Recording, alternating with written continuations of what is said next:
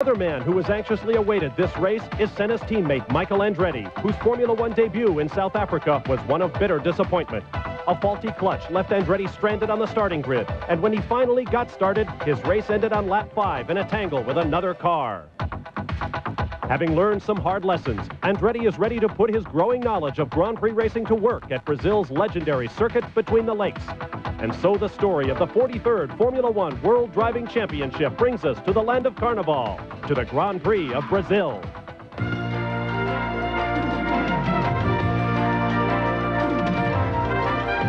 ESPN, the world leader in motorsports coverage, presents Speed World.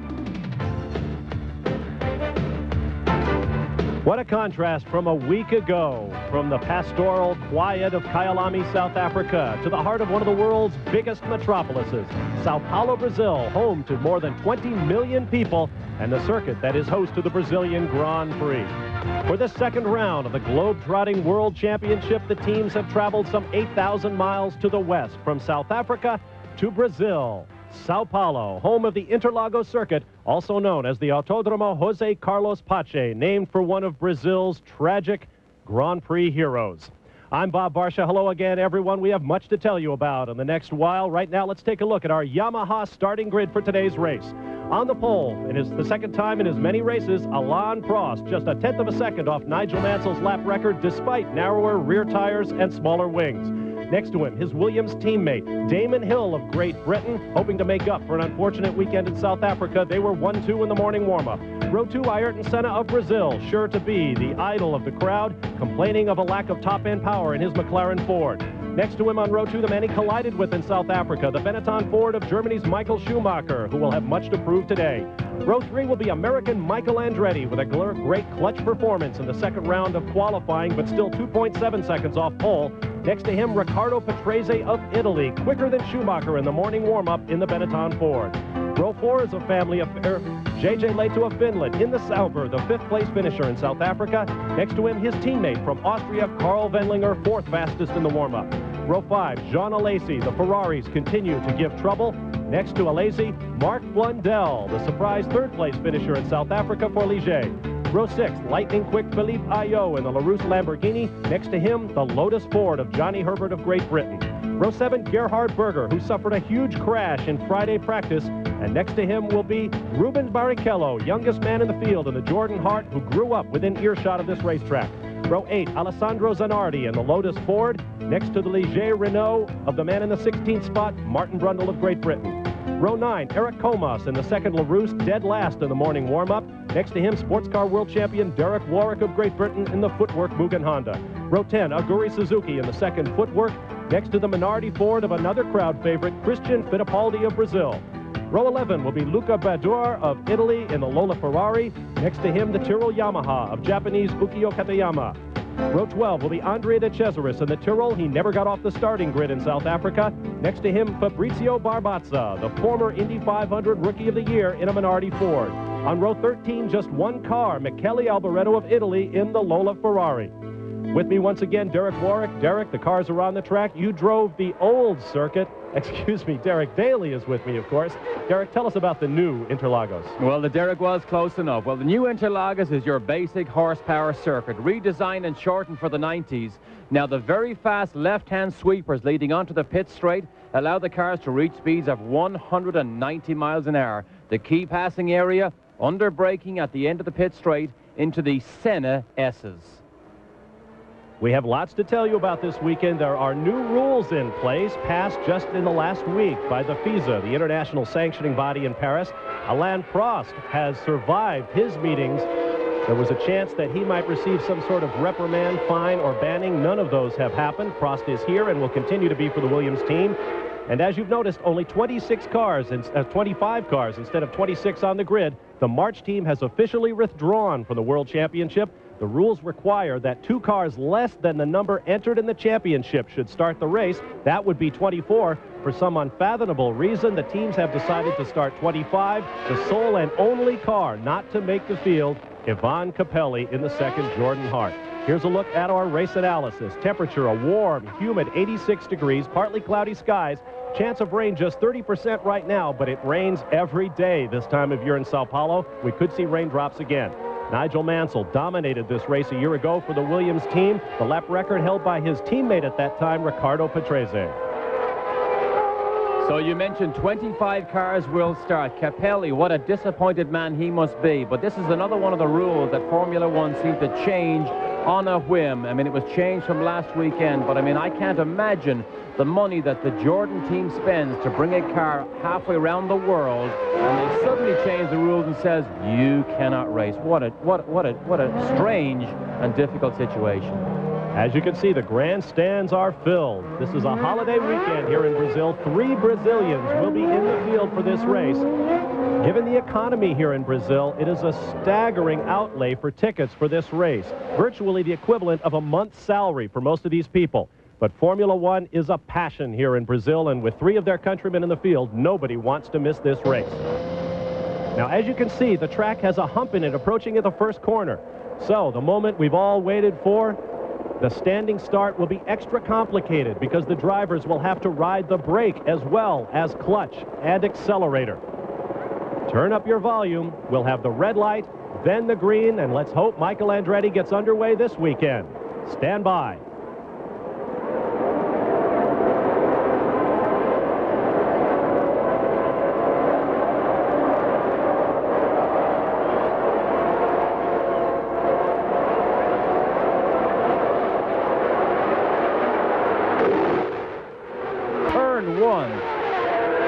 Secondary contact. Here's another look. Watch. Here it is. He's actually pushed. He collided with one of the Ferraris. I believe that would be Jean Alesi, but I can't be sure of that right now. There was secondary contact that knocked Michael's car into the air, and that was a tremendous impact. Well, so Senna's now second. There's Damon Hill. There's Schumacher inside one of the Ferraris, and the rest of the field streams through. Look, this here backs it into the guardrail. We can see that Michael is okay. There's no damage to the cockpit area of that car, but a huge crash for Michael. Now there you see Martin Brundle.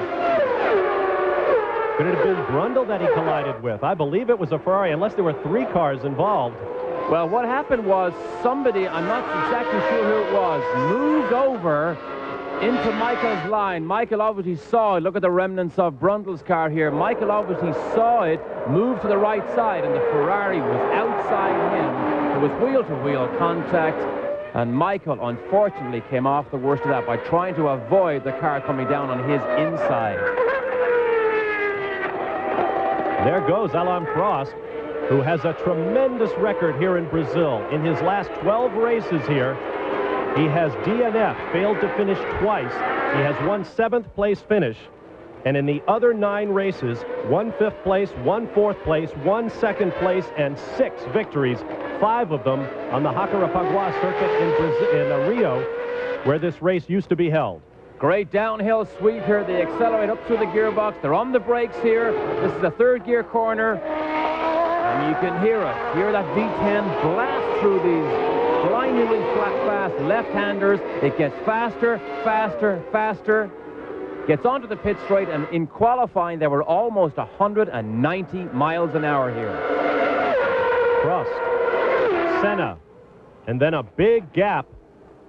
This is the familiar first corner, the fisheye lens they use here. Great speed shot here, but Senna, this is the Senna curves here. He helped design this racetrack when they shortened it from what they used in the 70s and 80s. But Prost was, believe it or not, over 1.5 seconds quicker than everybody in the morning's warm-up. As you can see, Alain Prost getting right down to business, setting fast lap in the early going as he draws away from Ayrton Senna.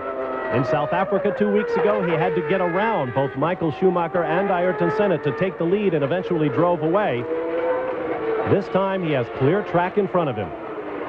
This is one of the 2 second-gear corners. Second gear blast out of here, back up, then to the slowest corner on the racetrack here. And it appeared that one of the Benettons was moving slowly in the background there. So it could have been either Schumacher or Patrese in trouble. We'll check it out when we return. After this timeout, you're watching the Grand Prix of Brazil. Alain Prost for Williams-Renault out front, looking for his 2nd straight win. Stay with us. ESPN Speed World coverage of the Formula One Grand Prix of Brazil is brought to you by Haviland Formula 3 Motor Oil. Add more life to your car. And by Budweiser, the king of beers. With that fresh, pure, natural taste, nothing beats a Bud.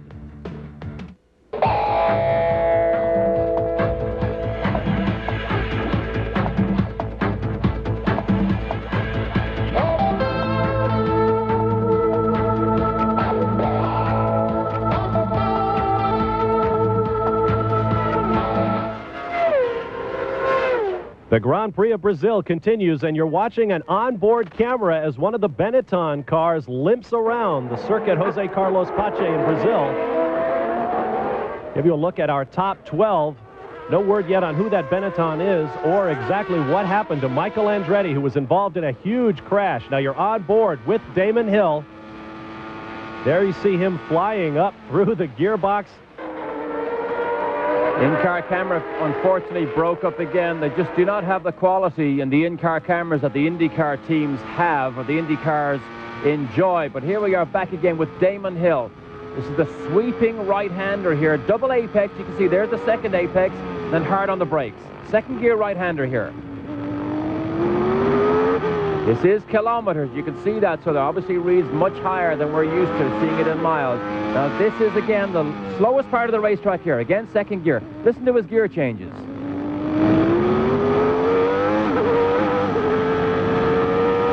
Short shift right there. Now, this is the blast, the drag race down the front straight as we go back to Prost, who's now very, very comfortably in the lead. Interesting footnote on Prost. Williams had to hire a special bodyguard to protect Alain Prost this weekend here in Brazil. Such is the emotion for some of the Brazilian people because he fights so regularly with Senna. They've had a 300-pound bodyguard walking around shadowing every move Prost makes to protect their driver. There you see the gap back to the second, third, and fourth place cars, and it looks as though Michael Schumacher there at the back and Damon Hill in the middle are closing up on second place, Ayrton Senna. There you see the gaps. That number at the top right of your screen for Alain Prost is the total elapsed time in the race thus far. There's two key cars, Alesi the Ferrari and JJ Lehto the Sauber. Let's update you a little bit on the Michael Andretti situation. The Sauber of Wendlinger came down the inside of Michael, moved over to the right side of the racetrack where Michael was. Michael took avoiding action, moved further right. What he didn't realize, though, Berger in the second Ferrari had come up on the outside of him. There was wheel-to-wheel contact. It put Michael very heavily into the guardrail. Then he hit the tire wall and he had a huge crash. Martin Brundle, it would appear, got cleanly out of his car. No word yet on the conditions of the other drivers, but as Derek mentioned at the time, it appeared that the cars held together fairly well in the cockpit area. There's Senna, besieged by photographers and fans all weekend here. Now we get a good look at his heart monitor. This is a very interesting situation, particularly for an athlete. You can see it's early in the race, and Senna is a consistent 172 beats per minute. Now, I'll guarantee you, if he has a couple of moments, that heartbeat shoots up. But look at this here now. Damon Hill, who we know probably has a faster car, and Schumacher sitting back watching everything at the moment. Senna believes Schumacher has as much as 25 horsepower more than he has because he has the latest development Ford engine as opposed to what Senna uses in his McLaren. And he reckons it gives him up to a second deficit on the racetrack. Now we have official word from the pits. Michael Andretti is out of the car. He is all right. He says he had nowhere to go when the Sauber moved over on him, and he is bitterly disappointed. It really is a shame because Michael, to my mind, did a tremendous job in qualifying. He was a second slower than Senna, but I think it's fair to let you know, in one corner during his qualifying lap, Michael hit the curb. It was the fast fourth gear left-hander. He hit the curb and lost 0.5 of a second in that one maneuver alone. So Michael believes he's within half a second of Senna here in Brazil. Now remember, we're judging Michael against the fastest, most gifted Grand Prix driver in the world. I think Michael did a superb job in qualifying. We all hope he will keep his chin up. He has had a terrible start to his Formula One career, but Michael Andretti's day is definitely coming. He's getting closer and closer to Senna with every weekend. And of course, the rumor is, well, what's going to happen? Mika Hakkinen sits on the sidelines waiting as we go back to watch Prost here. Just look at the lead he's stretching out. Ron Dennis is a driving Michael Andretti because I think Ron Dennis knows how good Michael is. He's prepared to give him all the time he needs. You can bet a man like Ron Dennis would not have hired Michael Andretti if he didn't know what he's capable of. Now, there you see Damon Hill closing up on Senna under braking. The McLaren team has been working very hard on their suspension. That was the problem that Senna said plagued him in South Hill with the helmet that recalls his father's. It's a navy blue helmet, and those little white stripes are the blades of oars. You can see the different lines Senna takes. Look how wide he was, almost out of the groove, right on the top of that black streak as he came down to the left-hander. And Damon Hill using a lot less road. Damon Hill said after qualifying he is very, very pleased with his personal performance. Remember, he doesn't expect to get the best from the car or himself right now. He's so new to this situation. But remember what happened in Kyalami. He got caught up in somebody else's accident. He spun on the first lap himself. So really his and Michael's debut at Kyalami were a bit of a disaster. There is Michael Schumacher, who collided with Ayrton Senna while making a bid for second place 2 weeks ago in South Africa. He was very vehement in his condemnation of Senna afterwards. His team manager, Flavio Briatore, whom you heard if you were watching our coverage, said, it's racing. It's a part of the business. He'll be fine. In fact, he is fine. Right now, he runs fourth on the racetrack. And remember, this is the old car. It's a 92 car. They have actually tested 2 weeks ago at Silverstone in England, the new 93 car, which they do believe will be better. But Schumacher, to my mind, made a mistake in South Africa.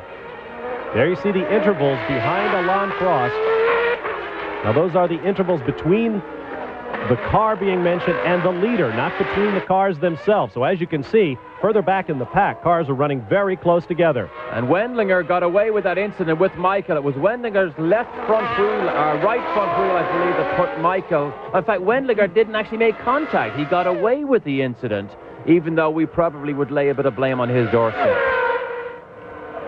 It was the Ferrari of Gerhard Berger, it would appear. Of course, Michael Andretti, who paid the price. Wendlinger still out there running around as the Sauber team continues to impress. Now, there's Ayrton Senna with Damon Hill right there behind him. Very difficult Senna S's. It's a downhill left-hander. Now, this is acceleration.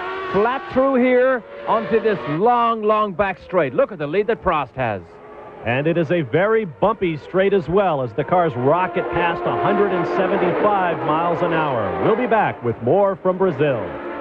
The marketplace at Sao Paulo, Brazil, one of the world's largest cities. In fact, officials don't know how large Sao Paulo is. Perhaps more than 22 million people and one of the most ethnically diverse cities in the entire world. Home of the Grand Prix of Brazil.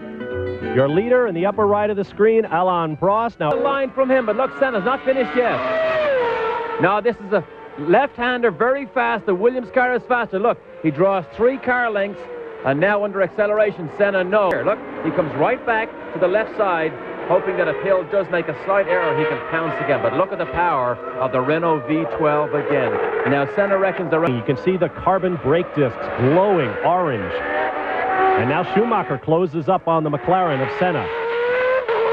As Damon Hill draws away, it is now a Williams-Renault 1-2, as it was a year ago when Nigel Mansell and Ricardo Patrese finished 1-2 here at Interlagos, the circuit between the lakes. The lakes down the lower portion of the track, just below where the cars are right now. Of course, the Williams team, totally new driver package. Both drivers left, Patrese and Mansell, and still they're able to run in this 1-2 formation. You mentioned on the grid, how good is the Williams? Well, here's how good it is. Comfortably able to run 1-2, even with a driver who has only started. This is, remember, his 4th Grand Prix start. Now, Schumacher will see where Damon Hill got by. That's 1 weak area. But remember, Schumacher does not have the horsepower that Damon Hill has. But Ayrton Senna believes that Schumacher has more horsepower than he does, even though he is using a Ford engine. Senna insists that it is not the engine that the Benetton team has. In fact, he tells everybody. He has been complaining to everybody he can find that he is down on horsepower, trying in his own subtle way to perhaps force the issue. Paddock gossip is that the McLaren team is working overtime trying to become Ford's factory representative. Right now, that's the Benetton team. Remember, of course, that Schumacher and the Benetton team, they have a contract that they think is watertight that says they are the factory team. Now, Senna is the most gifted driver in the world, saying, my Ford engine is not fast enough. That is heavy, heavy political pressure for Cosworth and Ford not to be able to bend a little bit to give Senna the power that he needs. Revving these V8s up to 14,000 RPM, perhaps just a little under that as a V8. The V10s will go well over 14,000 RPM. Think about that. Divided by 60 seconds, you come to well over 200 revolutions per second inside these engines. If Schumacher's going to make a move here, he better make sure he is well alongside Senna, because Senna will chop the nose off him in a flash, just like he did in South Africa. Schumacher got the wrong end of the stick there, and I believe if Schumacher watches the tape, he'll realize he was not close enough to Senna. And if you give him half a chance to close the door, he will swipe your nose off in a flash. Watch the wings as the cars come down this straightaway under hard acceleration. It's a very, very bumpy racetrack here. This track is built on a landfill. In fact, there is a, shall we say, public dump just outside the confines of this racetrack. And so the surface of the racetrack undulates a lot as the ground moves underneath it. And it is a very bumpy track. Balance is what the teams have been complaining about all weekend. Now here comes a Ferrari. That is Jean Alesi, J.J. Leto, and Carl Wendlinger in the two Saubers just behind. Probably the most impressive new team to come to F1 for such a long time. These Sauber cars were so fast in testing. People said, well, they're underweight, they'll never be that fast.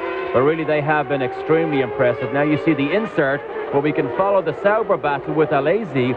And on the insert, you can see how Schumacher is getting on with his attack on Senna. Schumacher still not able to just get close enough to make an attacking move. We'd love to give you the running order as it is on the racetrack right now, but we're having a few problems with our all-of-any timing system, and we're not able to give you the complete running order as we move along. There's the Ferrari. You can see the yellow stripes on the front and rear wing of Alesi's car. That's the easiest way to tell these Ferraris apart, and I know that information thanks to Doris. This is 5th, 6th, and 7th, we believe, on the track. Now, it looked like Leto was going to go inside the Ferrari. Oh, he had a little look down the inside. In fact, look at this. V10 versus V12. This is the brake. Oh, look at Alesi. Comes down the... Oh, he gets it sideways under braking. Alesi almost loses control under braking, under heavy pressure from J.J. Leto. Perhaps watching his mirrors more than his front wheels. I'll tell you, Alesi, we know, gives everything he has in this Ferrari at all times. But he is in trouble now. J.J. Leto is all over him like a hot rash. Interesting thing about Jean Alesi, we often talk about how his head rolls from side to side. He is very physical in his driving. He admits he is very hard on his tires. In fact, he asked his Ferrari team to put a special leg rest, a special foot block on the left side of his chassis because he likes to drive with his seat belts loosened and simply brace himself with his left leg. Incomprehensible when you consider these cars corner at over 4 Gs. That is a great battle. We move back to Senna now. Senna Hill draws away from Senna, but Senna's mirrors will still be full of Michael Schumacher. Across the start-finish line at over 180 miles an hour. The fuel load lightening all the time. The cars will get faster as the day goes on. There will be tire stops. We believe that most of these teams started on B, which is basically the middle compound. You have a C, which is softer, or an A. Most of them went on Bs. But they say there will be a minimum 1 stop between lap 25 and 30. There may actually be 2 stops for some people. There you see the McLaren pits with the tire warmers, keeping the tires heated to over 200 degrees. That's the operating temperature for these tires. Now, the pictures there doesn't mean they're waiting for Senna to come in. They stand there every lap the race goes on, just in case Senna would get a puncture. But look at those dark clouds overhead. We have had rain in Brazil so many times in the past, and that could change things. Look at this here, though. Now, this is a replay. J.J. Leto on the right in the Sauber going underneath Jean Alesi. And look at Alesi again. Gives it everything. The car twitches sideways, but he had no recourse again because Leto was down the inside, and simply Alesi could not turn in on the ideal line. So Alesi finally gets through. Who was that on the left-hand side? I didn't get a close look at it, but it is out of harm's way, it would appear, so they'll just let it sit there. Notiauto now sets off after Schumacher. Schumacher's quite a bit up the road, but look, Damon Hill has not really pulled away that much from Senna or Schumacher. That's Damon Hill, Senna, Schumacher. This is turn one. Turn one help in designing this track was provided by Ayrton Senna. They named that first complex of corners Senna's Corner. How ironic, as you see the gap from Senna to Schumacher, less than half a second. How ironic that Senna is getting caught in the Senna curves just about every time around the track. Drivers do exaggerate a little bit, and when you don't have all the tricks, you say nobody else should have them. Well, remember when Senna said we shouldn't have all these electronic gadgets that take away some of the driver ability? Well, now that he has all the electronic bits on this new McLaren, now he doesn't think it's too bad. So it's amazing how your point of view can change. Amazing indeed. Ayrton Senna trying to hold off Michael Schumacher, trying to catch up to Damon Hill. Alain Prost, in the meantime, is disappearing into the sunset. We'll be back to the Grand Prix of Brazil. Curves, Ukio Katayama in a Tyrrell, about to be overtaken by this man, Alain Prost, the leader, as he has been from the green light here in the Grand Prix of Brazil. A look at his speedo, 300 kilometers an hour is about 180.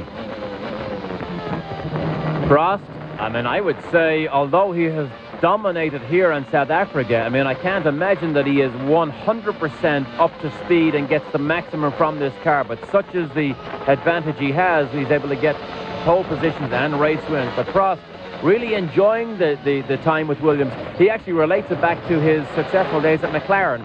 He has a similar type of rapport with the people whereby they talk, they listen, they understand each other, they like each other, and they want to give each other everything they need. And of course, when you give a driver what he needs, you allow him to display his talents to the maximum.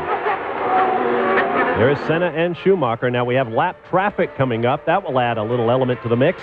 One of the LaRousse cars, I think it's Comas in the Lamborghini car. Yes, in fact, it is Comas, so Senna needs to get by him very quickly. Of course, in Schumacher's situation, he wants Senna to get blocked. Maybe he can make an attacking move. Now, oh, look at Senna down the inside. Under heavy braking here, so it's not as dramatic as it looks, as it would be into a high-speed corner. That is the Jordan. Ruben Barrichello has dropped out of his home Grand Prix.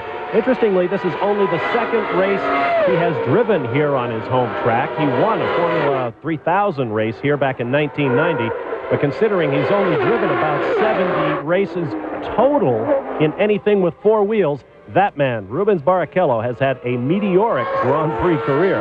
You'd have to say as he walks away, he's barely out of short trousers and he's in a Formula 1 car. He has been so successful in the lower formula, and he will be a major star name of the future. And Alain Prost first won here in Brazil. Rubens Barrichello was about 14 years old, I believe. Probably hanging outside the fence, watching and dreaming of his day in the sunshine.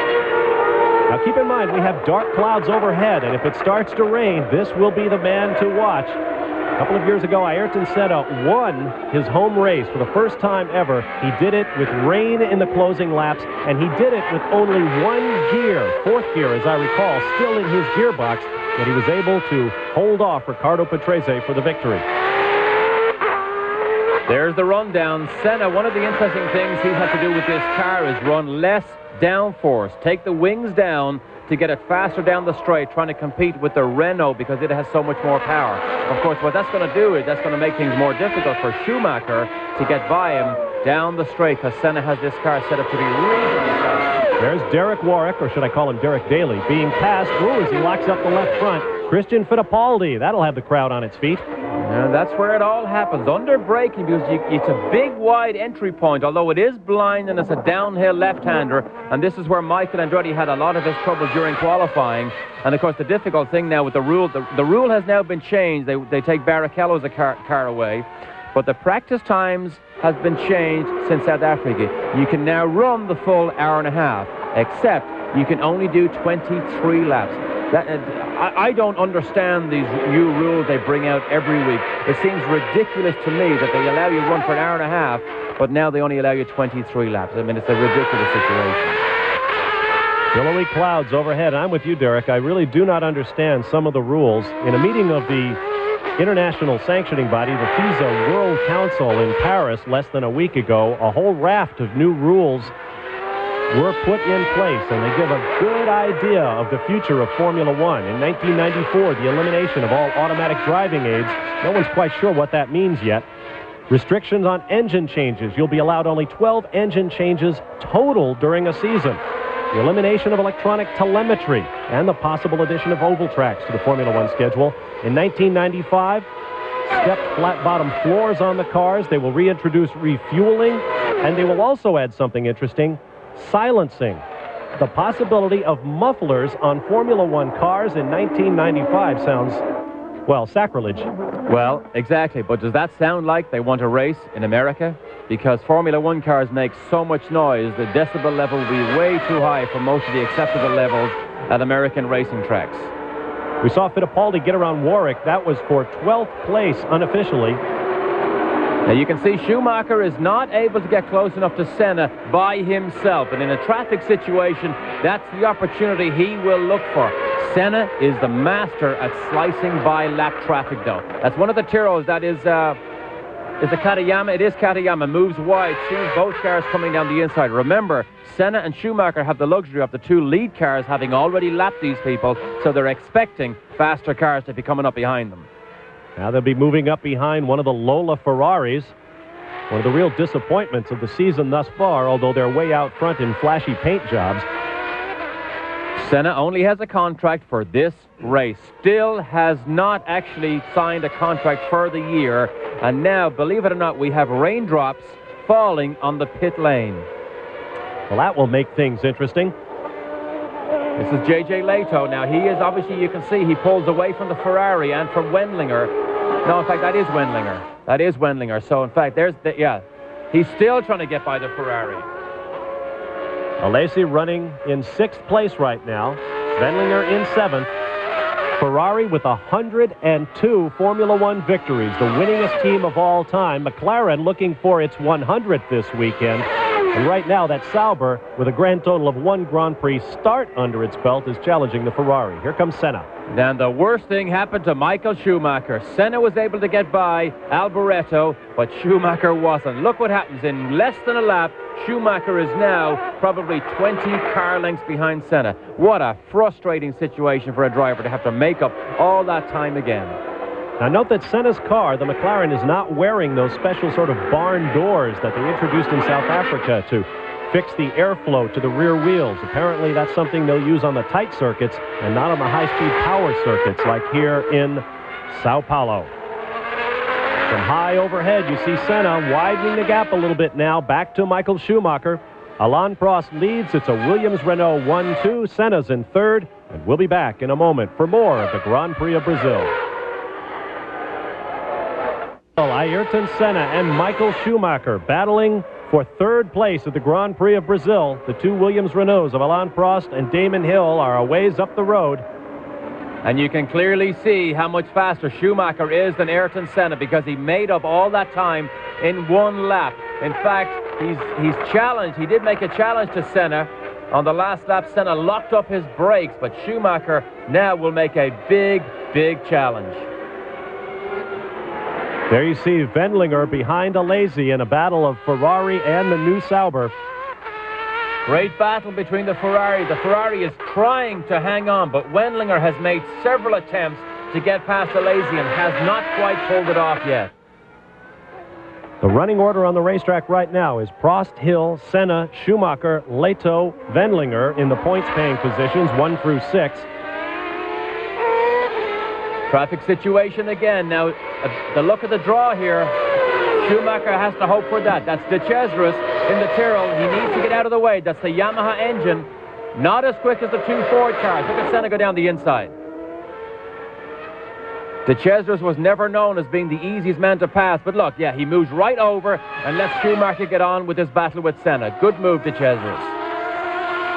As you saw from that World Feed leaderboard, Alesi still leads Wendlinger. Alesi is 6th in the Ferrari, Wendlinger 7th, followed by Felipe Ayo in 8th, Johnny Herbert, Mark Blundell is in 10th, followed by Alessandro Zanardi, Christian Fittipaldi, Michele Alboreto and Luca Badour in 13th and 14th in the new Lola Formula One cars, and Aguri Suzuki in the footwork is 15th.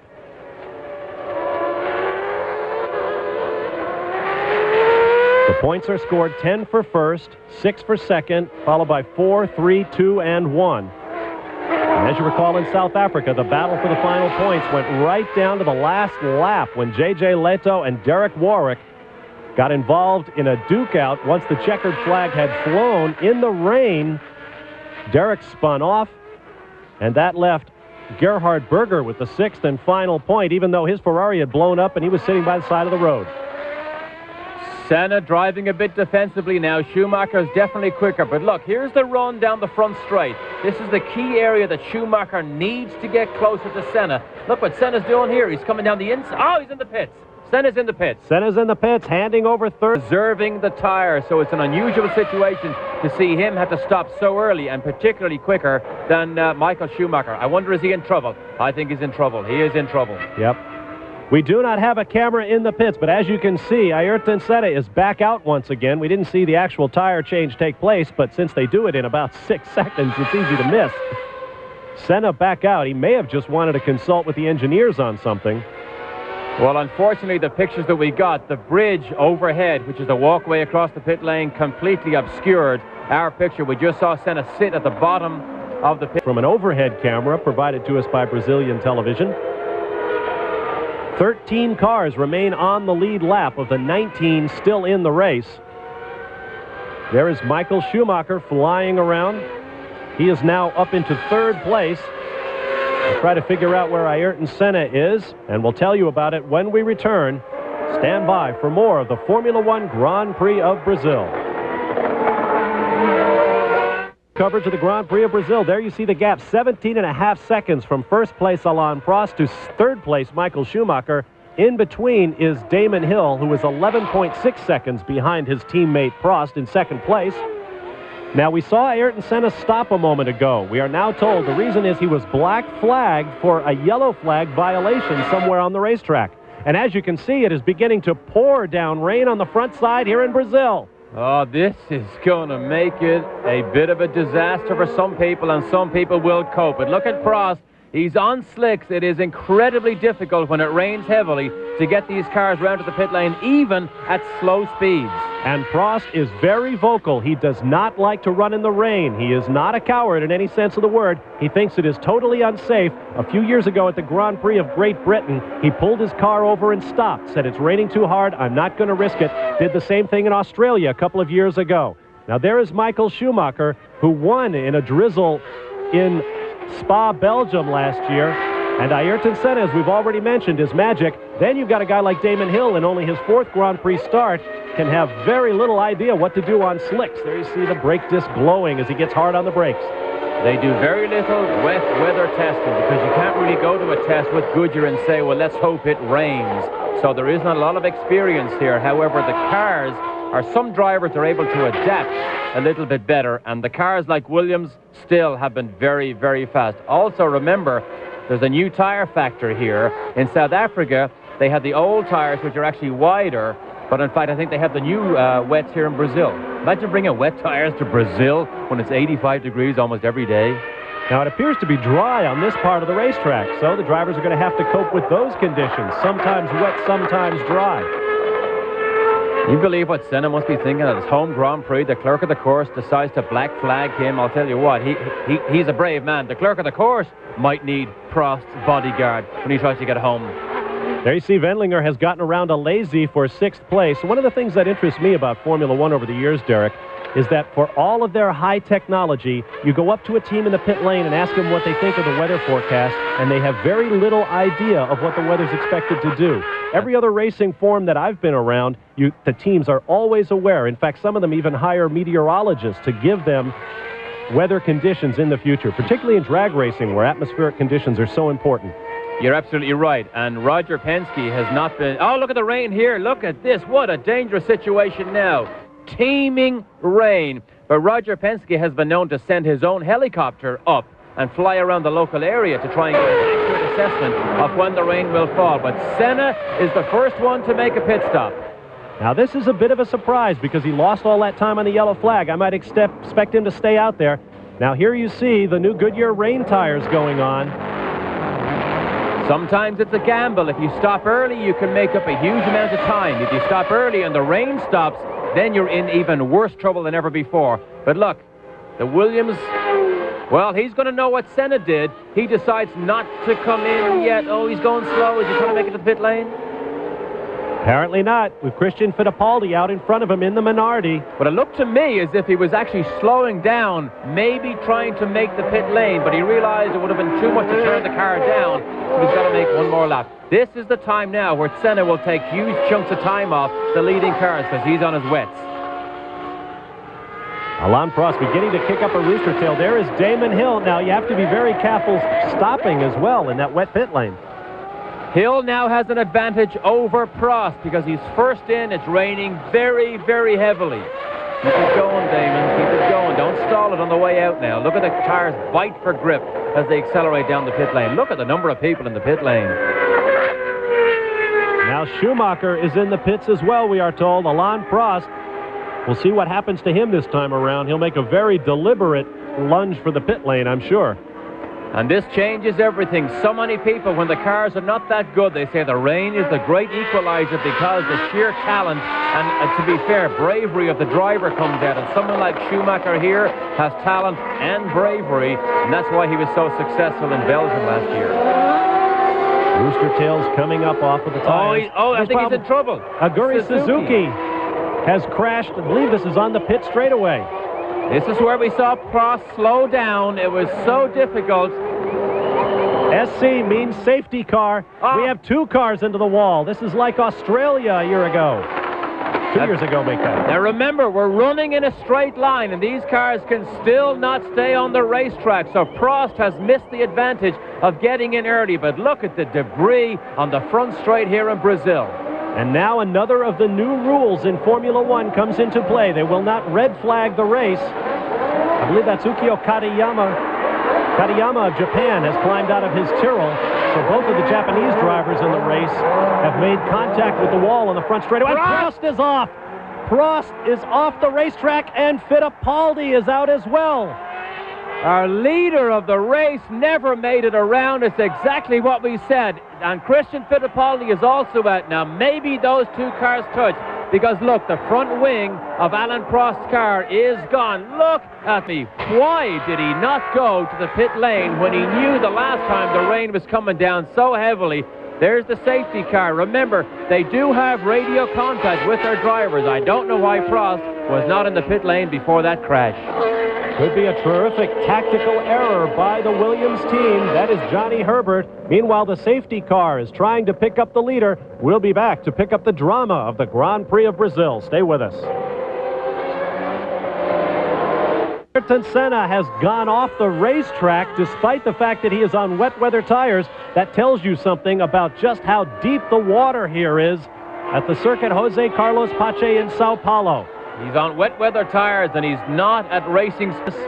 The leader in the race, we believe, is Damon Hill. Alain Prost spun off trying to avoid Christian Fittipaldi, who had already spun his minority, and the crowd went absolutely bonkers when they saw the Frenchman climb out of his car. I think you're right, Derek. I think that Williams team bodyguard is here to protect Prost this weekend. Exactly. The cheers that went up were now inside Senna's car, so you have a real good idea. Look at the rain on the camera lens. That's exactly what happens onto the driver's visor. It's so difficult to see.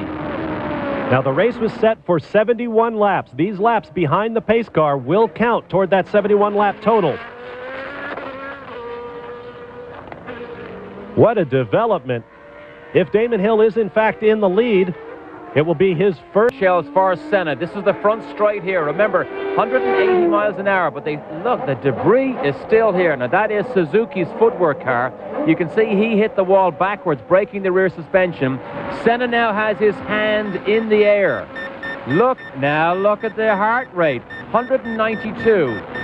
Do you think the rain gets your attention? And flying off the road that we saw him do earlier on right here, his heart, you can hear it. Look at that heart, the heart pounding out of his chest.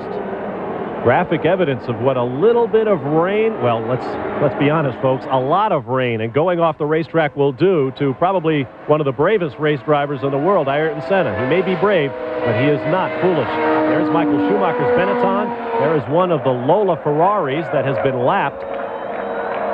When the danger situation goes up, the heartbeat goes up. You're in dangerous territory trying to strap 750 horsepower onto your back and race it at 175 miles an hour when it's raining. Therefore, we saw the heartbeat so high. There in the background is one of the lakes or lagos from which the Interlagos track takes its name. There is the other lake in the foreground. Now this track, because of its altitude differences, changes in elevation, and a very heavily crowned road for a racetrack, we might add. A lot of the drivers have been complaining about that. It helps unstabilize the cars. Should, however, make this a very good track from a drainage point of view. Now what a break for Ayrton Senna. We see the track marshals here still trying to get the footwork car. But what a break for Ayrton Senna. He got the black flag as soon as he went out. He has made up all that time. Remember, it was 48 seconds at one stage behind Schumacher. Now he passed Schumacher in the rain, and he's second behind Damon Hill. What a pressure situation for Damon Hill. We have 29 laps officially complete of 71 in the Grand Prix of Brazil, and we'll be back to monitor the situation in just a moment. Stay with us. The history of the Grand Prix of Brazil is fairly short but quite glorious, and no year was more important than 1975. In Sao Paulo, Jose Carlos Pache led Emerson Fittipaldi in a Brazilian 1-2. Not likely to happen today. Welcome back to the Jose Carlos Pache circuit, named for the Brazilian race driver who won that 1975 race and died in a plane crash just a couple of seasons later. Behind the pace car, which we expect to come off this time around, Damon Hill is now your leader. Race leader Alain Prost spun while trying to avoid Christian Fittipaldi, still collided with the car and climbed off. Senna, Schumacher, Alesi, Johnny Herbert, and J.J. Leto follow in the 6 points-paying positions.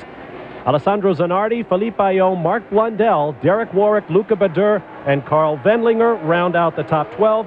Andre de Cesaris, Eric Comas, and Michele Alboreto, the only other cars still in the race. The green flag is awaiting the leader.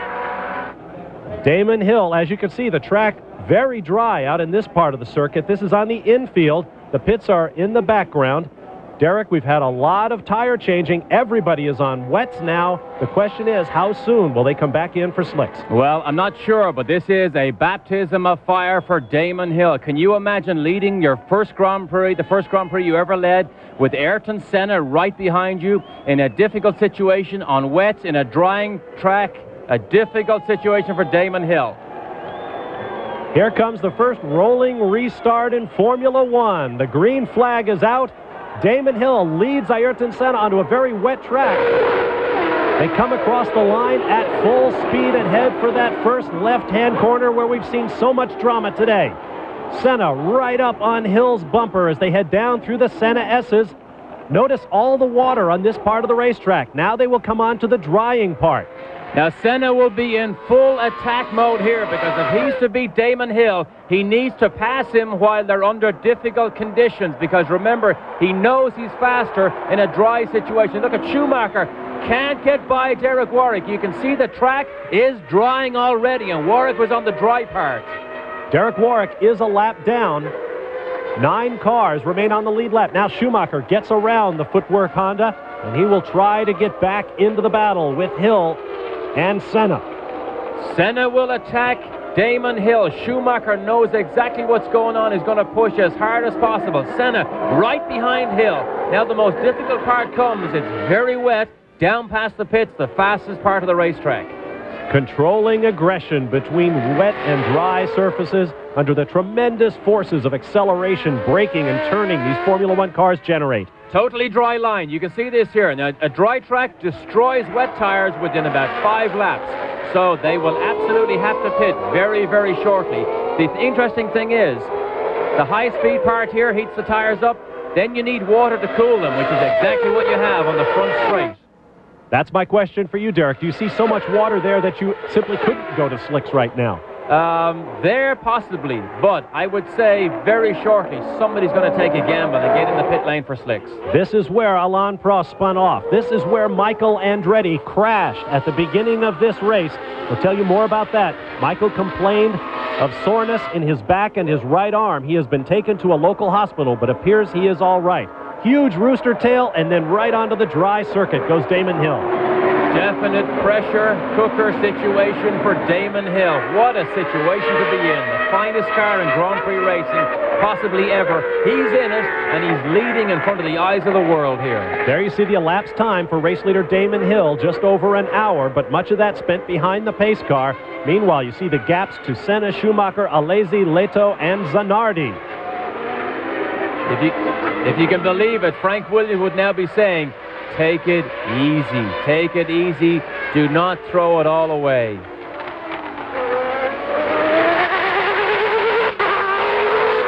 Damon Hill up through the gearbox. Now, word from the pits is that Alain Prost did not pit for wet tires when the clouds burst here in Sao Paulo because he thought his teammate Damon Hill was in the pits. He stayed out one lap too long and spun off out of the race. Now, there's going to be a bit of a gamble situation here. Look, you can see Damon Hill looks in his mirrors to see where Senna is. Senna, you can see, is not able to catch Damon Hill. There he goes. You can see he's dropping back all the time. This should be Schumacher. There's Schumacher. Now, if Senna is not as quick as Damon Hill, he should take the gamble. He should be one of the first people into the pit lane, get on slicks, and hopefully he'll make up some time and hope that Hill will stay out too long on those wets. An extraordinary amount of water on this part of the racetrack, and then immediately it goes dry. I don't think I've ever seen anything like that. And in a country like this, it rains and it dries very, very quickly. You can see Derek Warwick at the top of the picture, and that was, I believe, Alesi in the Ferrari just coming into the top of the picture. Carrying those white stripes on his helmet. They are, as I mentioned, the blades of oars. His father, the late Graham Hill, the two-time world champion, put them on his helmet in recognition of the London Rowing Club. And Damon Hill has chosen to wear them as well. Damon began his career as a motorcycle racer with over 40 victories riding Yamaha machines. There you see his speed. Now, this is on the dry part of the circuit on wet weather tires. Down in the gearbox. This is in kilometers per hour. That's about 120 miles an hour right there. Multiply the kilometers by about 0.6 and you get roughly the mile an hour speeds. Here's the run down to this front straight. You can see it's still dry. Just around this corner, still dry. Remember, he's in top gear. Look at this. Bang! Straight onto the wet weather. Straight on to the most difficult conditions. But I'll tell you what, it is drying very rapidly. All credit where credit is due to Damon Hill. 30 years of age. Oh, and Senna's in the pits. This is the gamble. This is the gamble right here. He is hoping that on slicks, the track is going to dry out at the perfect time when he gets back out. This is where he's going to try and make his pass on Damon Hill. He is on scuffed tires. They've been through one heat cycle. Schumacher is in too, so he's doing exactly what Senna does here. But it's a longer stop. It's a longer stop. Disaster for Schumacher. 3 seconds is a huge amount of time to be sitting stationary in the pit lane. Schumacher had about 14 seconds on Jean Alesi's Ferrari. No word as to whether Ferrari has pitted. Gerhard Berger went off in Michael Andretti's crash at the beginning of this race, so he has not been a factor. Now things get very difficult. Because of the radio contract, I'm sure Damon Hill will know that Senna and Schumacher are on slicks. So now it becomes a decision between the driver and the team manager as to when this car, the leader of the race, is going to make his way to the pit lane. Getting back to my point about Damon Hill, he is 30 years old. That is old for a rookie in Grand Prix racing.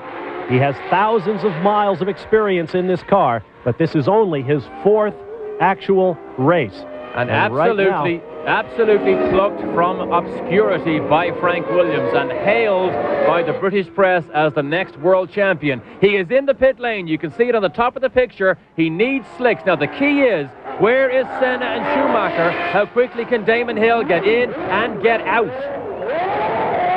Into the pits he comes, and 16 Williams mechanics go to work on the car. Notice the pneumatic air jack at the front to raise the car off the ground. He's back down. Incredible stop. Great stop. Great stop. But remember, here's Senna. Here's the key that might decide the race here. Damon Hill will keep the lead. They're on slicks here. Oh, he's coming out here. Look at this. Watch Senna at the top of the picture. Damon Hill, remember, is on slicks. Everybody is on slicks now, and they are not cold tires. They have been heated in those electronic blankets. Difficult situation here. Senna, oh, he might make a charge yet. He might make a charge yet. He is closing under braking. Look at this. Oh, we break away for action in the pits. Look at the puddles in the pits. Trashes down the inside. Damon Hill didn't have a chance to try and stop him. But remember now, look, and here it is again. Under braking. Look at the slice. Look at the water still coming off Senna's tires. They're both on slicks. But this is going to create a great situation because as it dries, Damon Hill's car is faster. We have a great race. This one is long from over. We'll return. We're at about the halfway mark of the Grand Prix of Brazil. Grand Prix of Brazil. Ayrton Senna leads Damon Hill by just the tiniest fraction of a second. Johnny Herbert in the Lotus up into third spot, followed by J.J. Leto. Bob Barsha, Derek Daly with you. There is Ayrton Senna. The crowd has been on its feet at this racetrack since he took over the lead. The Williams Renault of Damon Hill keeps closing in from behind. Want to pause on the action and remind you about Major League Baseball action coming your way here on ESPN. The Cincinnati Reds against time 4:30 p.m. Pacific time live here on ESPN. Speaking of the red and white Cincinnati Reds, there goes the red and white McLaren Ford of Ayrton Senna closing up on Jean Alesi in the Ferrari. Now, Michael Schumacher made an extra pit stop during that rain. He had spun on the racetrack, came back in. He is well back in the running order right now. That explains why Johnny Herbert in the Lotus is up in the top three. And you can bet a lot of people are hoping that the Lotus will be able to stay up there, one of the great names in Formula One racing. And Alesi does the gentlemanly thing and moves offline, way offline, in fact, down onto the wet part to let Senna go by. We are going to have a cracker of a race because as it gets drier, Damon Hill gets faster.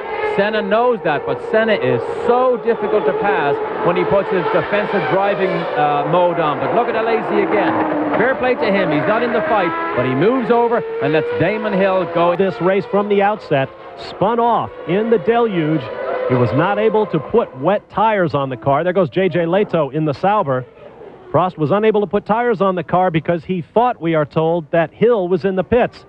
He stayed out, wound up locking up the brakes, trying to avoid the spinner of Christian Fittipaldi, and Prost was out of the race. Great run here for J.J. Leto. Remember, they have the V10 Ilmor engine, the car with the least amount of color in Formula One, but you just got a glimpse of it there. Concept by Mercedes-Benz. In other words, this is, let's say, an unofficial Formula One entry for Mercedes. If they win, Mercedes are involved. If they lose, not our team, it was Sauber's. Well, the Sauber team certainly won't beat the record of the Wolf Formula One team that won its very first race back in 1977 with South African Jody Scheckter, a future world champion driving. Now, the difficult thing for Damon Hill, when they leave this corner, it's a long back straight. He has more power. He can close up on Senna. Through the infield section, or what we'll call the infield section, it is almost impossible to pass, particularly when the man you're trying to pass is Senna. Now, from here, the uphill run, you'll see the elevation changes in this racetrack here. This is where Michael Andretti hit the curb in qualifying and almost lost control of the car. But all through this section here, it's virtually impossible to pass a man like Senna. But on the run to the braking area in turn one, that is where it can all happen. To do that, Damon Hill is going to have to get very close. Right now, he's more than half a second behind, as you just saw. And drop back a little bit on that lap. He might have made a mistake. He might be just trying to let everything settle down.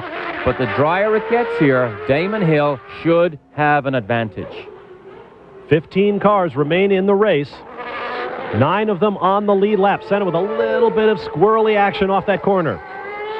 Drives the car on the limit all the time. Ayrton Senna, the crowd, as you said earlier, went absolutely bonkers and berserk when Prost went out. And now that he took the lead from Damon Hill, they just love it. They're on their feet all down the front of the grandstands here. The McLaren team has made noises about running a third car. You can do that in Formula One. You saw Andre de Cesaris in the Tyrrell rolling to a stop on the wet part of the track. So that will bring our field down to 14 if he can't get started again. When there are fewer than 26 cars entered in the championship, a team can enter a third car. It will not score points, but McLaren is the kind of team that could do that. They brought 6 cars to this race a year ago, and they have a third driver, quite a good one, in Finn Mika Hakkinen, standing by, awaiting his turn to drive the McLaren. And they have publicly stated, we will run 3 cars this year. All our drivers will race. Mind you, making public statements, doesn't really make any difference, because they make another public statement next week saying, no, only 2 drivers. Such is the world of F1. Senna down through the gearbox, downhill, and now sharply uphill as he comes up on the Sauber of Karl Wendlinger, who is well at the back of the pack and seems to be running very slowly. Could be problems there. Ayrton Senna flashes across the start-finish line one more time. One more lap in the books at the Grand Prix of Brazil. André de Cesaris rolls to a stop. A view from high over the Interlagos circuit, the Autódromo José Carlos Pache in Sao Paulo, Brazil. There is Damon Hill in the Williams Renault running in second place. And as you can see, a lot of dark clouds still overhead. We've had one deluge that brought the car to a stop. There is Jean Alesi, who has just been penalized for 10 seconds for passing under the yellow flag. Boy, Ferrari's woes continue. The old stop-and-go penalty trick. They go down to the end of the pit lane, wait in frustration, and then they let them go again. Ferrari, a team in full retreat at this point. Jean Alesi was quoted this weekend as saying, "We are not testing. We have nothing new on the car." Now it's time for our Suzuki mid-race recap. The leader, Ayrton Senna, who passed Damon Hill, who took over when Alain Prost spun off the racetrack during the cloudburst. Senna has led the last 9 laps, 2 lead changes. Prost to Hill and Hill to Senna. Senna got very agitated. Oh, there's a good sign there. Look at this. Fastest lap of the race has just been set by Damon Hill. You can see it there, 21.17. So as we alluded to earlier on, as it dries out, Damon Hill will be very fast. But I mentioned earlier, Senna was so agitated at a press conference on Friday when they asked him, is he going to drive for the rest of the year? In fact, didn't even want to answer the question. Great day, though, for Johnny Herbert in a podium position in the Lotus. Well, with the luck Johnny Herbert has had over the last couple of seasons, though, let's not speak too soon. He's in 3rd place right now in that Lotus, with a new American sponsor this year, Loctite Adhesives on that car. Hopefully Lotus will bring more Formula One coverage to the press here in the United States. Lotus very disappointed in the first race in Kyalami. They went there with tremendously high hopes after the test session that Johnny Herbert did with this car in England. However, it was not as fast as they had hoped, and I think he's had a bit of good fortune here, because during the wet, dry, wet situation, he's actually able to move up in the field. Remember, he only qualified 12th. I say only 12th, that is good, but it's not as good as he expected from this car. The team founded by Colin Chapman so many years ago. Now, you just saw that there was a 22-second gap for Johnny Herbert over J.J. Leto. J.J. Leto has now pulled off the racetrack in his Sauber. As a result, Leto will drop out of 4th place, elevating Mark Blundell, the 3rd-place finisher 2 weeks ago in South Africa, up into 4th place. More points for Blundell. His teammate, Martin Brundle, is out of the race. Michael Schumacher, who had that spin that brought him back to the pits, now moves up into 5th place. And Hill not taking any chances here. We see him able to close the gap down, then as soon as he gets into traffic, he loses it again. But you can clearly see with another fastest lap, when he's by himself, he is faster than Senna. Catching Senna is one thing. Passing him is a totally different kettle of fish. Aerodynamics, of course, are everything in Formula One, particularly with new rules in place. Our Formula One colleague, James Allen, has a closer look at a new aerodynamic wrinkle in a track fact.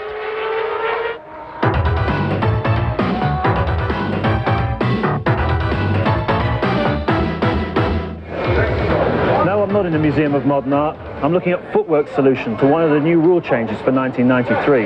The governing body of Formula One wanted to try and slow the cars down a little bit by reducing the downforce. So they asked the teams to build their cars with slightly narrower rear wings and bring the rear wing forward relative to the rear axle line.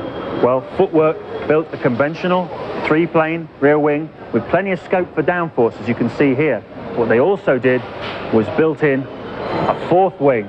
Radical looking solution, but it seems to work. It seems to give the car a lot of extra downforce. I talked to Derek Warwick about it. He said yes, it certainly keeps the rear of the car much more stable in a lot of the fast corners. I also asked Footwork team owner Jackie Oliver what it brings for him, and he said publicity.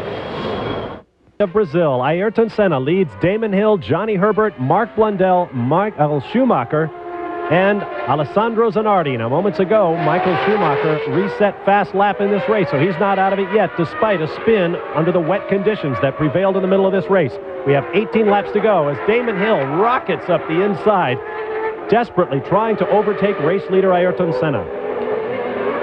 In a traffic situation, though, Damon Hill is being very tentative. Remember, he had a disastrous start in South Africa. He came here saying, look, all I need is a result. If I can get a good result, and of course people up and down the pit lane say if that happens, it will grow in confidence, which is really what a racing driver needs. But when he gets in traffic, Senna is able to pull away. When he's by himself, he closes up on Senna. Good look there at Damon Hill, rocketing uphill, very steeply uphill, now onto the old part of this Interlagos circuit. Guys like my colleague Derek Bailey used to come rocketing through here at close to 200 miles an hour. Now it's down to a mere 190 or so because there's a heavy braking area coming up for turn 1. There's Hill. Hill needs Senna to get a bad break in traffic, and he just got a good break there. Slices down one of the Lolas. That looks like Alboreto. But Damon Hill not really within striking range of Senna, and it's a bit of a surprise, really. I really thought he would catch him a little bit faster than that. That's actually Badour. That's my first attempt at pronouncing it. Badour, Badour. Irish or American, it doesn't matter. Damon Hill, one of 2 new drivers in the Williams-Renault team this year. There is Michael Schumacher, who has reset fast lap as they crawl up on the record. Of course, the name and the shadow cast all over Formula One this year is last year's world champion Nigel Mansell. Here's Derek with a look at the way Mansell's IndyCar career began. Even in a totally new environment, Mansell found himself in a familiar position, on the pole. But that didn't last long, though, because Nigel fell back to 3rd place on the run to the first corner. But Mansell has adapted well to IndyCar racing, and he moves steadily through the field, in fact taking the lead from another former Formula One champion, Emerson Fittipaldi. Mansell pitted a total of 3 times, once more than the rest of the front runners. Now, unaccustomed as Nigel is to taking on tires and fuel during a pit stop, he was not flustered in any way as he climbed back into the fight and reclaimed the lead yet again from Emerson Fittipaldi. At the finish, though, it was Mansell taking the checkered flag despite a shortage of fuel and becoming the first driver in the history of IndyCar racing to win from the pole in his first attempt. Going through the fast chicane on the last lap, I was running out of fuel, and coming out the last corner, the people up there will hear the engine was missing, and I thought, oh no, I'm not going to make it, and I made it. That's our Nige. I'm sure he's looking in at our coverage of the Grand Prix of Brazil. Well done, Nigel. There you see Michael Schumacher, who is simply rocketing around this racetrack. He had a spin, made a second pit stop, dropped him well back in the field, but he is easily the fastest car on the racetrack right now, as you see the drying line and those little vortexes of air as the moisture is crushed out of the air as it passes over the rear wings of these cars. Lots of black clouds still overhead. There goes the race leader, Ayrton Senna. You can see he is almost a full lap ahead of Michael Schumacher, who runs in 5th place right now unofficially. And continues to go faster and faster. A great example of a driver who has just total confidence in himself and his ability, and is looking very much forward to the new 93 car because he believes it can be faster than the McLaren, and then the next yardstick is to be just a little bit faster and be up with the Williams. He certainly has the driving talent to do that. In a couple of weeks' time, we'll bring you the Grand Prix of Europe, a new event to be staged at a new venue, Donington Park in the Midlands of England. 2 Grand Prix races in England this year. That will begin the European part of the season. These teams will not be working out of 747s. They'll be able to bring their enormous transporters, all of their cars, all of their equipment, and we'll see a lot of new mechanical combinations for Donington. We hope you'll be with us for that in 2 weeks. Senna, very much a man in control of his own destiny. He is in such an unusual position. He is so good, he can tell the team whether he'll drive or not. He can tell the team whether he wants a contract or not. He can actually dictate to what's going on. But look at this here. The gap is actually widening between Senna and Damon Hill. Now over 4.5 seconds. So Senna very much in control at the moment. Well, as we said at the beginning of the show, Ayrton Senna would like nothing better than to relive the memories of 1991 when he won his home Grand Prix for the first time and only time. And you might have been able to see the crowds in the grandstands waving their green, yellow, and black Brazilian flags. This is without doubt the most popular driver on the racetrack right now, and he is also the quickest. In control, just set the fastest lap of the race. We got great pictures of the grandstands and everybody in it waving everything they have at their hero, Ayrton Senna. There's Hill dropping back a little bit. Dropping back almost 2 seconds. There may be a problem for Damon Hill. Meanwhile, Ayrton Senna is on a roll. We'll be back with more from Brazil. There is Johnny Herbert making his way around this 2.687 miles of Interlagos racetrack in Sao Paulo, Brazil, looking for his best Grand Prix finish ever. Johnny Herbert, a man who suffered a savage crash in Formula 3000 at Brands Hatch in England, destroyed his lower legs, as tragically happens so often in racing in recent years. But his legs were reconstructed. He came back with the Benetton team, finished 4th, as I recall, at the Grand Prix of Brazil just a few years ago. But the team frankly gave up on Johnny Herbert. They were afraid his legs wouldn't be strong enough for high-speed circuits. They threw him over. He found a place with the Lotus team, and now he's in position for a possible first podium finish. Well, you say the team gave up. That was Benetton. However, the team manager at the time was Peter Collins. He believed in Johnny Herbert. When Peter Collins then bought Team Lotus, he is now the owner. He brought Johnny Herbert back, put him in a good car, and you see what happens. Surround a good driver with good people and good equipment, and the results come. Peter Collins, a man with a tremendous sense of humor. He's an Australian, and there may be a connection there. After each session, each team will produce press releases, and they often say absolutely nothing. Peter Collins was approached by a reporter for his press release, and Peter said, quote, "We haven't quite optimized our dynamic interface situation at this point in time, but I'm confident that we will have quantified and analyzed our behavioral shortcomings in time for the grid formation determination tomorrow." Way to go, Peter. That's about as obscure as it gets. And we have absolutely no idea what that means. Oh, boy. Ayrton Senna continues to lead. As Derek mentioned, Senna is all of a sudden, it would appear, in love with technology.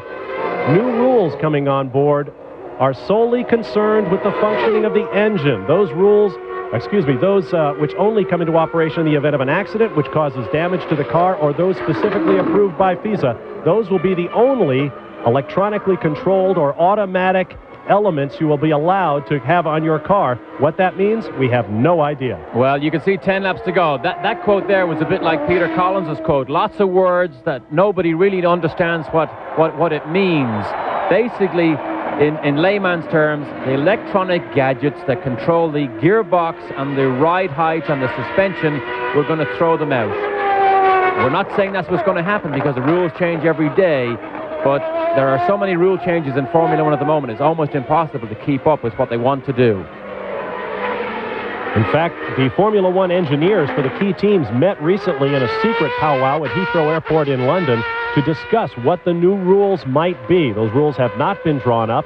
Many of the teams argue that the electronically controlled technology in Formula 1 allows a driver to pursue his craft most freely, and in fact they help save teams money by preventing engine over revs and preserving tires. At South Africa, you heard Leo Mel, international racing director for Goodyear, say traction control was making the racing better because it preserves the tires. Nevertheless, some would argue that that is taking the racing out of the driver's hands, and they will not allow it. As you can see, fast lap down to 120.024 for Michael Schumacher. The record is 119.490, set for last year by Riccardo Patrese. And this is a race for position here. Blundell, who was spectacular in South Africa, knows that Schumacher is closing in ever so slightly lap after lap.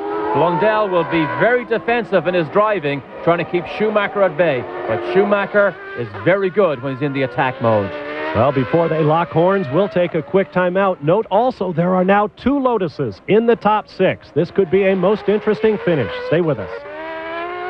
Damon Hill runs in second place behind Ayrton Senna, but the battle is further back. Mark Blundell being closed in on by Michael Schumacher in the Benetton. Alessandro Zanardi has that second Lotus up into the points. There you see Philippe Ayot, Jean Alesi, Derek Warwick, and Eric Comas rounding out the top 10. And this is shaping up to be a good battle here. That's Mark Blundell. Said after qualifying he was delighted to be the fastest passive car. By passive car he means a car with a normal, old-fashioned racing suspension with shocks and springs. They're working on their own active suspension to make this car even faster. But he is going to be in all the trouble he needs in about 3 or 4 laps from Michael Schumacher. We have fewer than 10 laps remaining in the Grand Prix of Brazil, and as you can see, Michael Schumacher closing in. Having reset fast lap, he'll be looking to pass the Ligier either on the front straightaway leading down into turn 1 or on the fast downhill straight leading into turn 4. V10 Renault engine in the Ligier, V8 Ford engine. Schumacher has it in the Benetton, so theoretically Blundell should be a little bit faster on this blast here, which is the double left-handers and the run down the front straight. That's the ideal braking position. Let's watch and see does Schumacher make up any ground on the straight. Not close enough this time to make an overtaking attempt. More contrails off the corners of the rear wings. Both of these cars using what is generally recognized to be the most potent fuel in Formula One, made by ELF. Both have automatic gearboxes here. Remember, the Williams gearbox from last year is in Blundell's car. We see he just has to move aside to pass that dirt that was on the outside of the racetrack there. Some car obviously went off and deposited that. But remember, passive car versus fully active car. Passive being the Ligier. Under braking here, Schumacher closes up just a tiny bit. But Blundell is not that quick in the very slow speed corners. Look at the gap here now. Now Schumacher all over the back of Blundell. One of the latest breakers in Formula One, Michael Schumacher, who came of age as a racing driver, driving big, fast, complex sports cars for the Mercedes team. Whoa, he goes underneath Blundell, who may not have been looking right there. Well, Blundell took such a wide line. In fact, the last 2 or 3 laps that we watched him, Blundell was very wide there. Schumacher knows that's a weak area, but now we come to the straight. This is the easiest place, if you can say there's an easy place to pass in Formula One. This is where the opportunity arises to sneak down the inside under braking, and Schumacher is close enough. Let's see if Blundell moves to the middle of the track to try to block him. With 7 laps to go, this could be a titanic battle if Blundell decides to... Nope. With a little wisp of tire smoke, Schumacher goes underneath. It looked clean, but you saw that tire smoke as Schumacher locked up that right front. Blundell, I'm surprised. It was the left front that he locked up. I'm surprised Blundell moved aside and let him get away with that so easily. I can tell you one thing, if that was Senna, he would have been in the middle of the road, driving defensively, making Schumacher go around the outside. I think Blundell will learn a lesson from that. Speaking of Senna, here he is. If he can hold first place, he will score the 100th Grand Prix victory for the fabled McLaren team here today. Well, he's safely ahead of Damon Hill now. Spent 3 months on holiday here in Brazil, riding his jet ski on a regular basis. In fact, he's been injured twice riding his jet skis. But I mentioned earlier, he can control the situation. Very few drivers can walk away at the end of the season and say, I'm going to take 3 months holiday. Senna has done that regularly. And the staggering thing is, when he came back for his very first test at Silverstone in this car, he blew the doors off everybody who had been running around Silverstone all winter. So Senna, definitely a very special talent. Years from now, we'll all be telling our grandchildren that we watched Ayrton Senna at the peak of his greatness. And Senna has been quite frank about the fact that he seriously planned not to come back this year. But his friends in Brazil began to pump him up a little bit, saying, at least go test the car, see what it will be like. And he said, it was my friends that made me regain the passion for race driving. When I came back and saw that the car was capable of winning the championship, I decided to return. For how long? We don't know. I believe it's strictly a matter of money, if you believe the gossips in the pit lane. A matter of quite a lot of money, $5 to $10 million. Senna and his team are apart regarding salary. But nevertheless, we hope to see Senna continue with the McLaren team. In fact, there are rumors as we watch Damon Hill that Senna is holding out for a reason. Honda has an all-Japanese-built Formula One car that has passed its FISA-required crash tests. It is at least legally capable of racing in Formula One. Now, the Honda engineers say, no, it's just an after-hours project for us, but they are investing an inordinate amount of time and effort and other resources to put that car online. Now, as you see, a strong wind blowing left to right there across the racetrack to Damon Hill. Don't be surprised if the names Senna and Honda are linked again in Formula One, perhaps as early as 1994.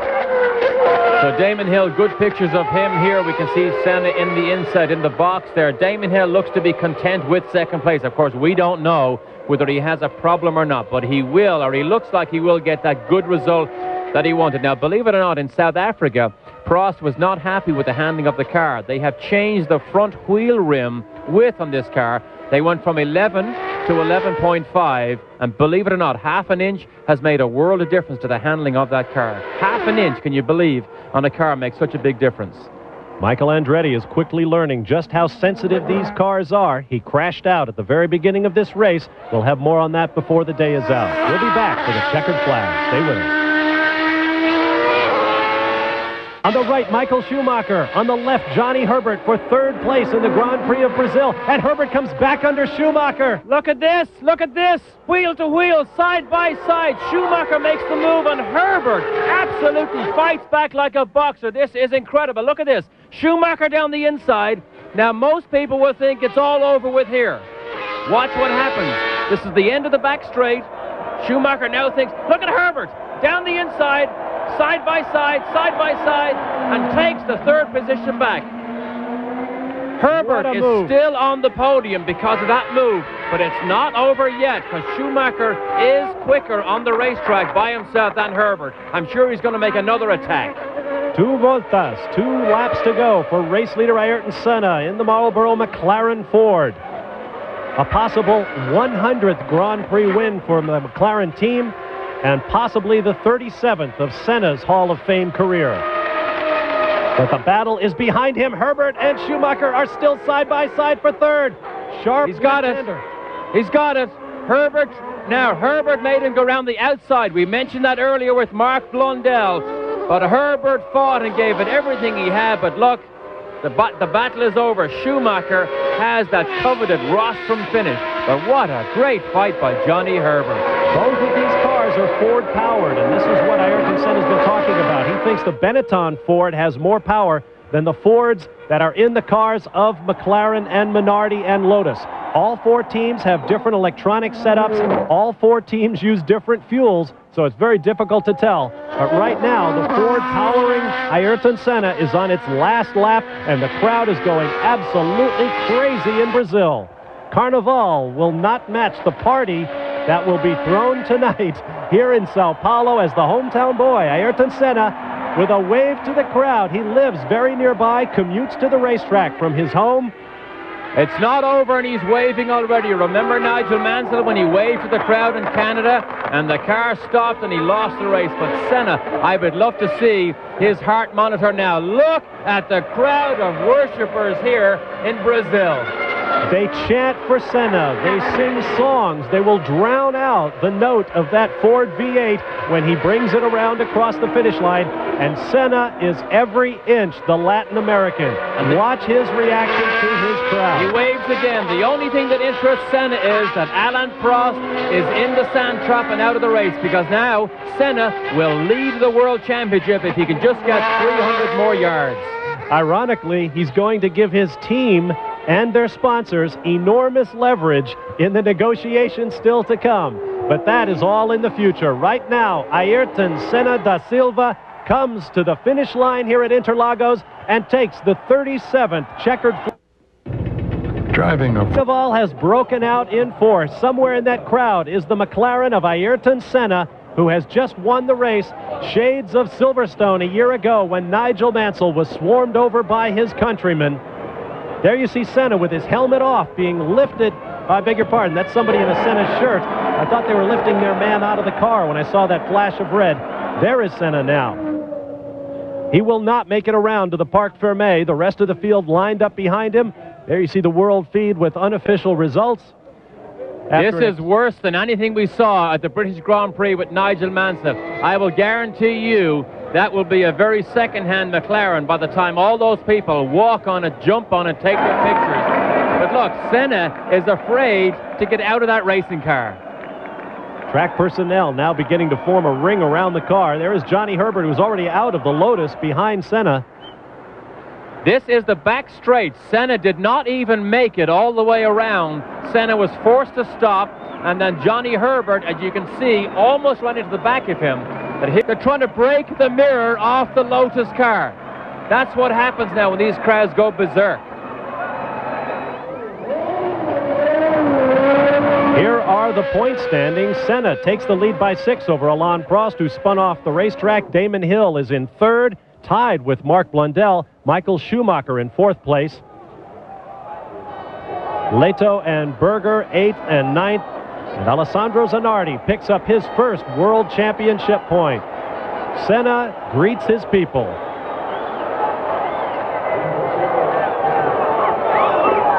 And immediately hops into the course car. Good move. Never took his helmet off, too, you might have noticed. What a great day for Senna. I mean, it's such an emotional event when their hero can come and battle like he did today in the race and come out successful. And you have to expect emotion. But these type of scenes, worse than anything we ever saw at Silverstone, and there was a lot of trouble after the Silverstone. In fact, the racetrack was redesigned, particularly the safety fences, to try and stop this happening in the future. It's okay for emotion, but believe me, Mansell hit somebody and broke his leg trying to get round to the pit lane. Somebody can get seriously hurt, and we don't need that. From the helicopter hovering low overhead, you see Senna in the car waving to the crowd out of the window, a little bit like Hans Stuck racing sports cars. Despite the fact that he is among a privileged few and perhaps one of the wealthier men in all of Brazil, and certainly its most famous sportsman, Ayrton Senna is very much a man of the people. He knows who his fans are, and he does appreciate their support.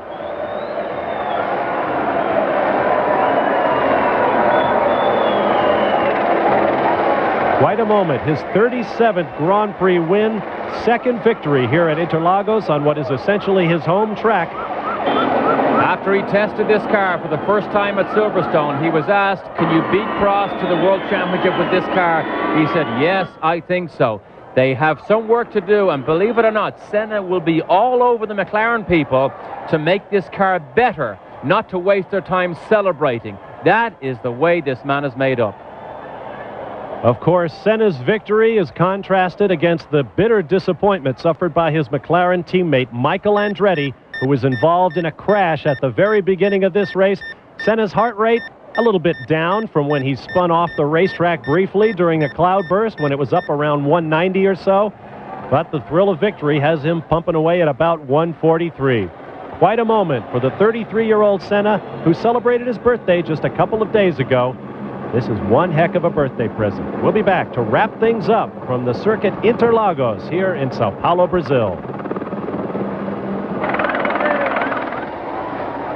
Speed World coverage of the Formula One Grand Prix of Brazil has been brought to you by Volvo. Volvo would like you to drive safely. And by Advanced Formula 2001 Super Protectant. Helps protect vinyl, leather, and rubber from fading.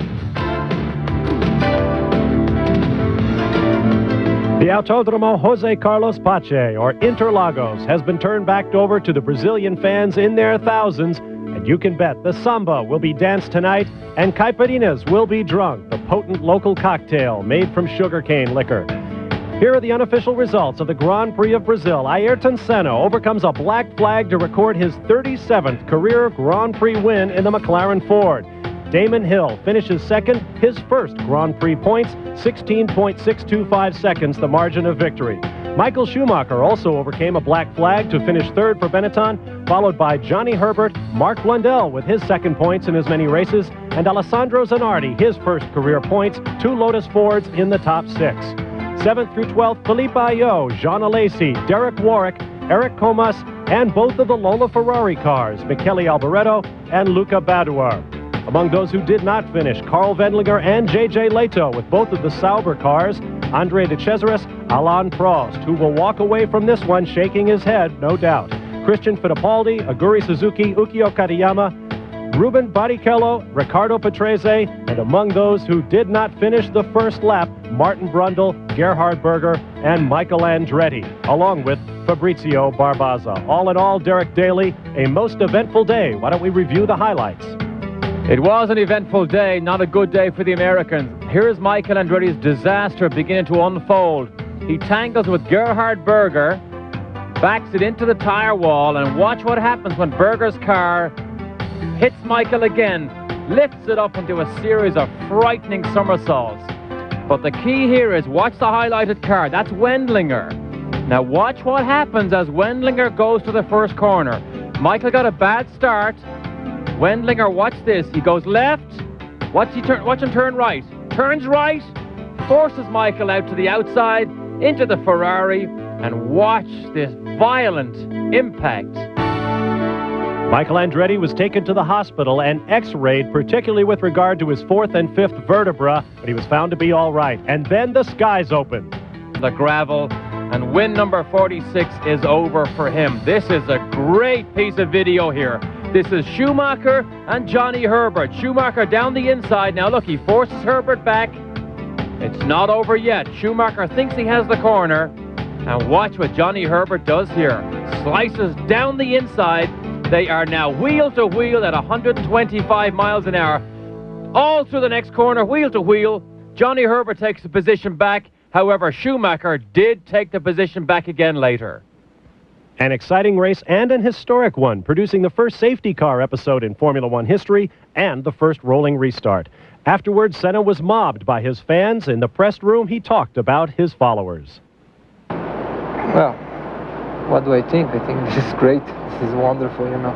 It's the best gift they could have after, you know, waiting for a decision that we would race or not, and coming here and being patient at the same time, so full of emotions. This is all about what we are doing, you know. People are always searching for emotions, and they got plenty today.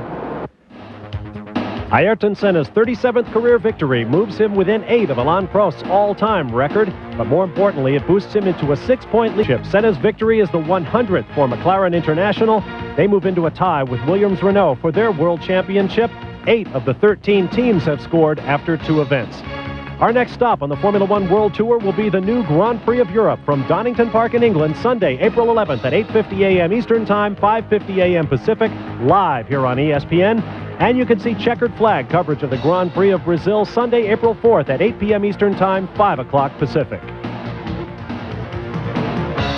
Once more, a view of Ayrton Senna with his fans. Derek will be at Donington Park, but will Senna be? Well, the negotiations, his ability went up with this performance today, but now it's not about money. Now it's about the length of time for the contract. McLaren wants 2 years. Senna only wants to be contracted for 1 year. Well, it was certainly the Senna show today. We'll see whether his career continues when we see you in 2 weeks from Donington Park in England. I'm Bob Varsha for Derek Daly. So long, everyone.